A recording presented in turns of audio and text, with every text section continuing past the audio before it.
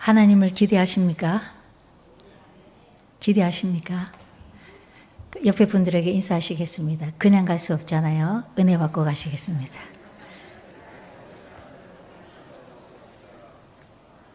아멘. 아멘입니다.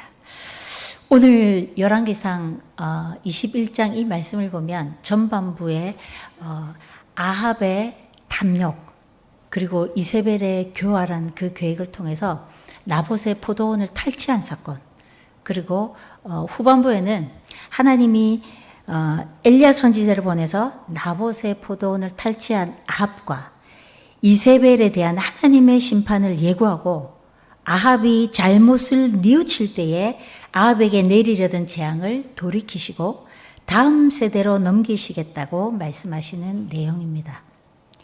아합 왕과 이세벨의 악함을 보시고도 회개하며 겸비할 때에 하나님의 오래 참으심, 긍휼에 풍성하신 하나님을 함께 고백하면서 은혜 받기를 원합니다. 수요일이니까 좀 더 편안하게 말씀을 함께 같이 읽으시고 또 제가 말씀을 나누고 읽고 이렇게 좀 하겠습니다. 조금 힘드시겠지만 말씀을 함께 읽을 때 그 말씀이 곧 하나님이십니다. 우리에게 능력이 되리라 믿습니다. 열왕기상 21장 1절 2절 말씀을 함께 읽으시겠습니다. 그 후에 이 일 있으니라. 이스라엘 사람 나봇에게 이스라엘에 포도원이 있어 사마리아 왕 아합의 왕궁에서 가깝더니 아합이 나봇에게 말하여 이르되 내 포도원이 내 왕궁 곁에 가까이 있으니 내게 주어 채소밭을 삶게 하라. 내가 그 대신에 그보다 더 아름다운 포도원을 내게 줄 것이요 만일 내가 좋게 여기면 그 값을 돈으로 내게 주리라. 아멘. 말씀을 읽고 난 뒤에 우리 하나님의 말씀이니까 우리가 아멘으로 화답하시겠습니다. 1절 말씀은 그 후에 이 일이 있으니라 이렇게 기록하고 있습니다. 그럼 그 후라는 것은 어떤 일이 있었느냐면 열왕기상 20장의 앞에 내용을 보면 하나님은 시리아를 진멸하라고 말씀하셨습니다. 하지만 아합은 그 명령을 무시하고 시리아 왕 베나닷을 살려주었습니다. 그래서 하나님이 작정하기로 결정해 놓은 사실을 아합 왕이 개인적으로 그냥 살려줬다는 것입니다. 그래서 하나님이 선지자를 보내서 내가 진멸하기로 작정했는데 네가 나의 말을 순종하지 않아? 그럼 그의 목숨 대신에 네 목숨값을 대신하겠다. 하나님이 이렇게 말씀하셨습니다. 그러면 아합에게 이 말이 선지자를 통해서 선포되었을 때에 아합의 반응은 근심하고 답답하여 자기의 궁으로 돌아갔다. 이렇게 나옵니다. 정상적인 반응은 하나님 잘못했어요. 살려주세요. 이렇게 반응을 해야 됩니다. 근데 근심하고 답답해하며 자기의 자리로 돌아갔다. 이렇게. 그러면 아합의 영적 상태가 이것을 보면 알 수 있습니다. 근심하고 답답했다. 이 모든 근심과 걱정과 이 불안함을 자기의 내면으로 쑥 가지고 내려가서 자기가 싸고 있는 거예요. 이 근심 답답의 단어를 보면 아합은 평소에 이 내적인 언어, 내면의 언어가 많은 생각, 걱정, 염려, 불안이 많은 사람인 걸 알 수 있습니다. 하나님은 아무것도 염려하지 말라라고 말씀하십니다. 근데 자기 스스로 걱정을 싸매고 고민하는 유형의 사람입니다. 이런 사람은 기도할 때도 걱정합니다. 내 기도 소리를 옆에 사람 듣는 거 아니야? 아니면 옆에 사람 기도 소리가 너무 크고 내가 기도에 집중이 안 되네. 신방 가서 예배 드릴 때도 우리 찬송 소리 때문에 저 아르비 집에 또 방해되는 거 아니야? 또 뭐 민원 들어온 거냐? 이런 생각까지 다 하면서 찬송하고 기도하니까 사실 이렇게 하면 성령을 경험하기가 쉽지가 않습니다.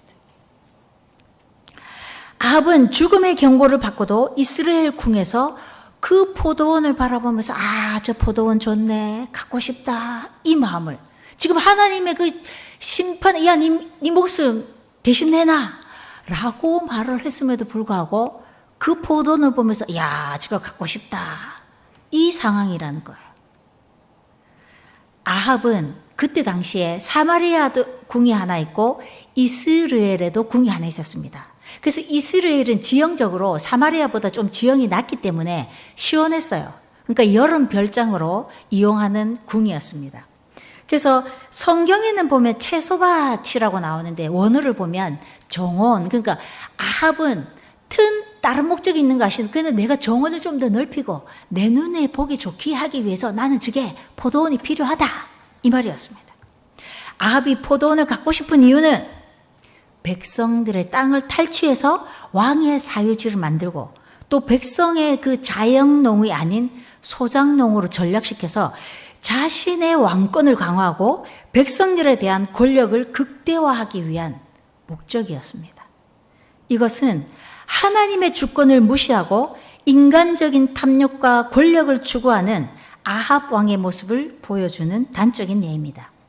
아합은 하나님의 말씀보다 자신의 탐욕, 권력욕을 또 그래서 백성을 통치하려고 하는 그 권력욕에 사로잡혀 있었습니다.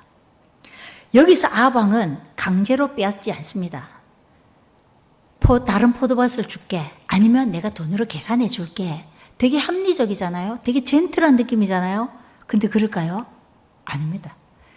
이스라엘의 법은 지금 우리나라의 그 부동산 법과 다릅니다. 그 땅을 사고 팔 수가 없습니다. 하나님이 우리가 살기 위해서 필요한 터전, 그 이상의 의미가 없습니다. 하나님이 약속하신 땅, 그 가나안에 들어가서 그것을 점령한 후에 제비 뽑기를 통해서 지파별로 다 땅을 나눠 갔습니다. 이스라엘 백성들에게 있어서 이 땅의 개념은 하나님의 약속이고 선택받은 하나님의 언약 백성으로 자신들의 그 하나님이 우리에게 주셨다는 그 신앙의 고백이고 자손 대대로 물려주어야 할 땅입니다. 그래서 토지를 잘 간수한다는 것은 하나님의 주권을 인정하는 것이고 하나님과의 그 언약적인 관계가 계속되고 있음을 상징하고 있습니다. 그래서 어떠한 사정으로 인해서 땅이 다른 사람에게 자기 소유가 넘어갔다 할지라도 50년이 되면 희년째 다시 땅을 돌려받고 돌려주게 되어 있습니다. 레위기 25장 23절 말씀 함께 읽으시겠습니다. 토지를 영구히 팔지 말 것은 토지는 다 내 것임이니라. 너희는 거류민이요 동거하는 자로다. 나와 함께 있느니라. 아멘. 3절 말씀입니다. 3절 말씀도 함께 보시겠습니다. 나봇이 아합에게 말하되 내 조상의 유산을 왕에게 주기를 여호와께서 금하실지로다 하니. 어쩌면 이 기회가 나봇에게는 정치적으로 왕과의 또 친밀한 교제를 할 수 있는, 관계를 가질 수 있는 기회가 될 수 있습니다.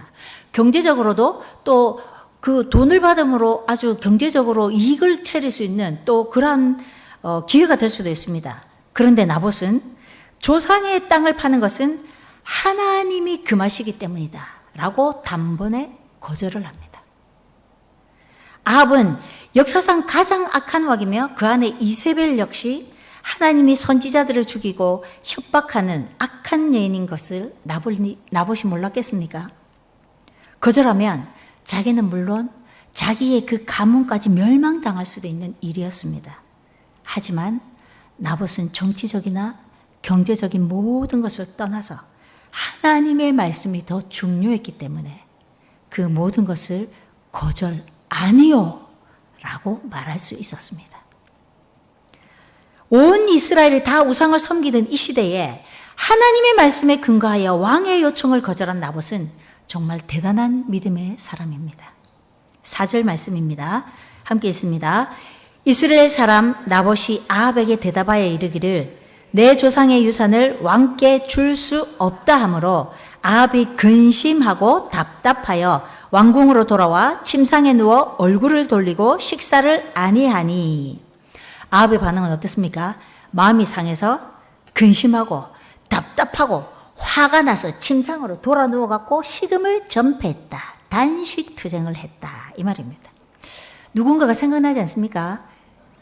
어린아이 같은 행위.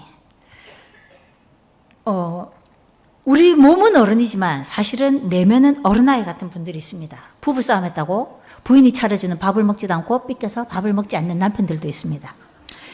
또 작은 것에 마음이 상해가지고 나는 사랑받지 못해, 나는 왜 이래 외로울까 라고 자기 스스로 아주 사소한 것에서 열등감이나 자기 비하를 하며 자기 자신을 아주 초라하게 만들기도 합니다. 우리 모두는 우리 안에 이런 성인 아이가 있습니다. 하나님은 우리를 위해서 자기 아들을 내어주기까지 사랑하는 우리들입니다. 우리가 얼마나 귀한 존재이면 천지를 지으신 하나님이 우리를 위해서 자신의 아들을 십자가에 못 박기까지 사랑하시며 그 생명을 내어주시겠습니까? 우리의 낮은 자존감, 열등감, 죄책감이 밀려올 때 선포하십시오. 나는 하나님의 자녀다. 나는 존귀한 자녀다. 라고 우리에게 선포하셔야 됩니다. 누군가가 사랑해주지 않고 나는 너무 외롭다, 힘드십니까? 자기 스스로 자기를 사랑하시면 됩니다. 거울을 보고 선포하시면 됩니다. 우리 같이 한번 해보실까요? 나는 하나님의 자녀다. 나는 존귀한 자녀다. 이렇게 선포하시면 됩니다. 아합이 단식 투쟁을 하고 있을 때에 아내 이세벨이 와서 아내 여보 왜 이러고 있습니까? 라고 물었습니다. 그때 아합이 있잖아, 내가 저 포도밭을 갖고 싶은데 땅을 다른 포도원을 준다고도 했는데 또 돈으로 바꿔준다는데도 나한테 안 준대. 그까지만 딱 얘기합니다. 왜 안 주는지에 대한 얘기는 쏙 빼버립니다. 이게 죄의 모습입니다. 우리 자녀들 키워보시면 어떤 분쟁이 생겼을 때 자기의 잘못은 쏙 빼고 엄마 제가 있잖아 이렇게 했어 라고 얘기하잖아요. 우리도 마찬가지예요. 좀 우리가 불리한 상황을 쏙 빼고 다른 얘기는 다 합니다. 이게 죄인된 우리의 모습입니다. 나봇이 왜 거절했는지 말을 안 합니다. 7절 말씀 함께 읽어보시겠습니다. 그의 아내 이세벨이 그에게 이르되 왕이 지금 이스라엘 나라를 다스리시나이까 일어나 식사를 하시고 마음을 즐겁게 하소서. 내가 이스라엘 사람 나봇의 포도원을 왕께 드리리이다 하고 말을 합니다. 어떤 상황인지 쫙 그림이 그려지시죠? 이렇게 얘기합니다. 처음에 왕이 지금 이스라엘 나라를 다스리시니까, 이 말은 당신이 왕인데 그깟 그 포도원 하나 당신 마음대로 못해가지고 지금 단식 투쟁하고 누워있습니까? 일어나십시오. 내가 당신에게 드리겠습니다. 걱정하지 말고 마음을 즐겁게 하십시오. 아이고 참말로 왕이지만 한심하다, 이 말입니다.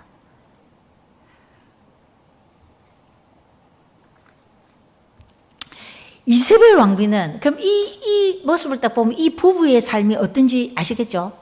아합 왕은 소심하고 연약하고 어떡하지 하고 있을 때 아내가 다 나서가 걱정하지 마라, 내가 다 해결해준다 라는 완전히 이 헬리콥터 맘이라죠. 모든 문제 어떤 상황에도 내가 다 나타나서 모든 것을 해결해주는 이세벨 왕비는 어떤 여인인가? 시도노한 엣바알의 딸입니다. 엣바알이라는 뜻은 바알과 함께한 자로서 바알의 제사장이었습니다. 바알에게 헌신한 열성적인 바알신 숭배자의 딸로 가장 잔인한 성격의 여성이었습니다. 아합은 이세벨과 정략 결혼을 했습니다. 우리 표현으로 쓰면 이세벨이 믿는 그 바알을 이 아합이 전도돼 갖고 하나님을 버리고 바알과 아세라를 섬기는 아합 왕이 되었다는 것입니다. 그 여성 파워가 여기서 나옵니다. 여호와의 단을 헐고 선지자를, 하나님의 선지자들을 죽이고 아세라 상을 만들어 바알의 사당을 두게 하고 하나님의 백성들을 우상 숭배하도록 하였고 능력을 행한 엘리야를 협박해가지고 공황장애에 빠지게 만들고 그렇게 악한 왕비였습니다. 그러기에 포도원 하나 자기 마음대로 못하는 이 아합 왕을 보니까 얼마나 답답하고 한심해 보이겠습니까? 이 모습을 보면 믿지 않는 자와의 결혼이 얼마나 위험한 일인지를 확실히 알 수 있습니다. 여러분들 자녀를 위해서 정말 이 자자손손을 위해서 정말 이 믿는 자와 함께 이 결혼을 하는 게 정말 중요합니다. 이세벨은 이 상황을 왕권에 대한 도전으로 보고 교활한 계획을 세웁니다. 8절에서 10절 말씀입니다. 시작. 아합의 이름으로 편지들을 쓰고 그 인을 치고 봉하여 그의 성읍에서 나봇과 함께 사는 장로와 귀족들에게 보내니 그 편지 사연에 이르기를 금식을 선포하고 나봇을 백성 가운데에 높이 앉힌 후에 불량자 두 사람을 그의 앞에 마주 앉히고 그에게 대하여 증거하기를 내가 하나님과 왕을 저주하였다 하게 하고 곧 그를 끌고 나가서 돌로 쳐 죽이라 하였더라. 이세벨은 아합 왕의 이름으로 편지를 씁니다. 그리고 왕의 옥새를 사용해서 그 자기 마음대로 사용해서 나봇이 사는 성의 장로들과 귀족들을 조정해서 국가 권력을 움직입니다. 장로와 귀족들은 이세벨이 불의한 것을 명한 것을 알지만 정치적인 이익의 목적에 따라서 그 불의를 행합니다.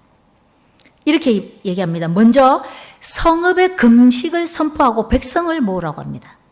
하나님과 왕을 저주하였으니 나봇을 돌로 쳐 죽이라 명합니다.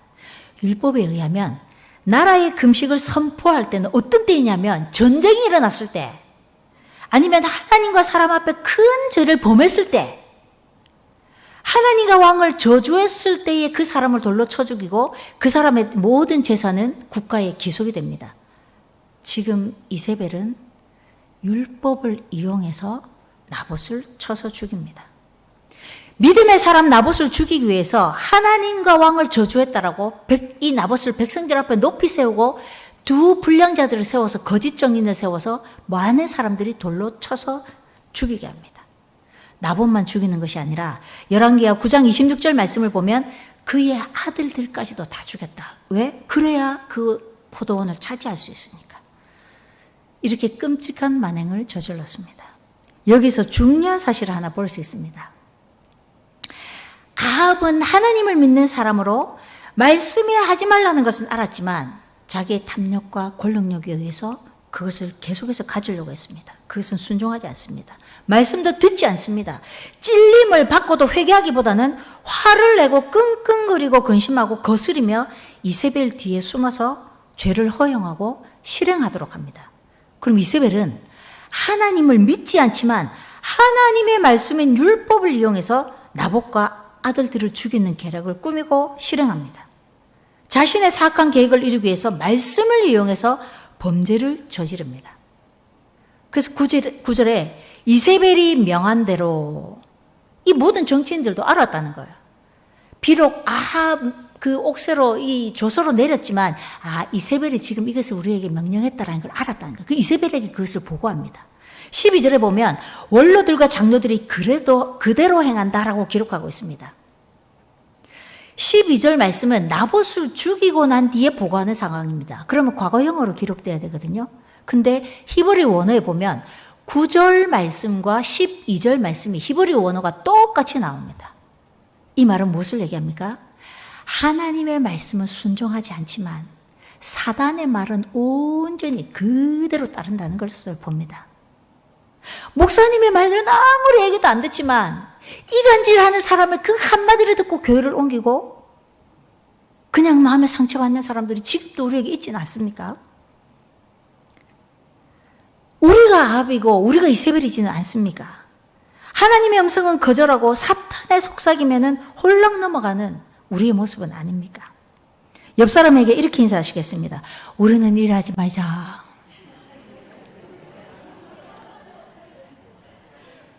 단디 하셔야 됩니다. 다시 우리는 일하지 말자. 각오를 다지시면서 14절 말씀입니다. 함께 읽겠습니다. 이세벨에게 통보하기를 나봇이 돌에 맞아 죽었나이다 하니. 이제 자신의 계획대로 나봇이 죽었다는 소식을 받은 이세벨은 아합에게 그것을 알리고 가서 이제 포도원 차지하라고 합니다. 아합은 나봇의 죽음에 대해서는 아무 관심도 없습니다. 그리고 룰루랄라 그 포도원을 차지하러 내려갑니다. 얼마나 악한 리더십을 가졌습니까? 하나님은 이 모든 것을 보고 알고 계셨습니다. 그래서 하나님이 선지자를 보내십니다. 이제 곧 무서운 심판의 칼을 들고 그에게 다가가고 계셨습니다. 나봇의 포도원을 차지하러 이스라엘로 내려가는 아합에게 하나님은 엘리야를 보냅니다. 그리고 아합에게 무서운 심판의 메시지를 선포하게 하십니다. 20절, 21절 말씀입니다. 읽습니다. 아합이 엘리야에게 이르되 내 대적자여 내가 나를 찾았느냐?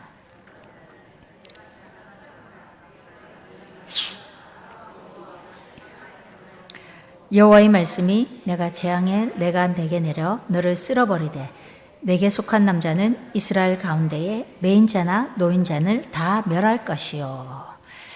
아합이 무서운 심판을 받은 데는 세 가지 이유가 있습니다. 20절 말씀에 보면 네 자신을 팔았다라고 하나님 말씀하십니다. 스스로 악의 노예가 되어서 하나님 보시기에 악을 행했다. 아합이 스스로 악을 선택하고 결정하고 그 길로 갔다. 그래서 죽음을 맞이하게 되었다. 이렇게 하나님 말씀하십니다. 우리 하나님 얼마나 친절하시고 섬세하신 하나님인지 모릅니다. 무작위로 때리지 않습니다. 네가 왜 맞아야 되는지, 네가 왜 죽는지에 대한 친절한 설명을 하시는 하나님이십니다. 둘째, 하나님의 노를 격동했다. 왕을 세운 이는 하나님이십니다. 하나님의 말씀을 무시함으로 하나님의 마음을 격동케 했다. 그리고 셋째, 이스라엘 백성들로 범죄케 했습니다. 하나님은 이스라엘 백성들을 하나님을 잘 섬기라고 왕으로 세워놨는데 이 이스라엘 백성들을 이끌고 죄의 길로, 바알을 섬기고 아세라를 섬기도록 그 죄의 길로 가게 하였습니다. 그런 지도자는 그의 죄의 값은 아주 무겁고 큽니다.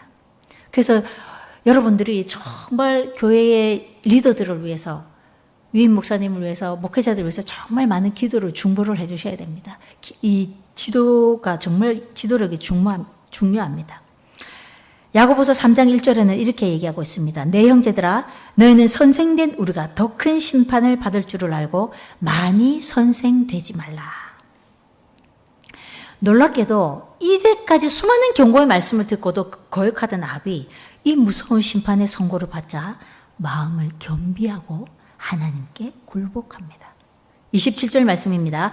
같이 읽겠습니다. 아합이 이 모든 말씀을 들을 때에 그의 옷을 찢고 굵은 배로 몸을 동이고 금식을 굵은 배에 누우며 또 풀이 죽어 다니더라. 여러분, 이 모습을 보면 아합이 진정으로 회개한 것 같습니까? 그렇게 보이십니까?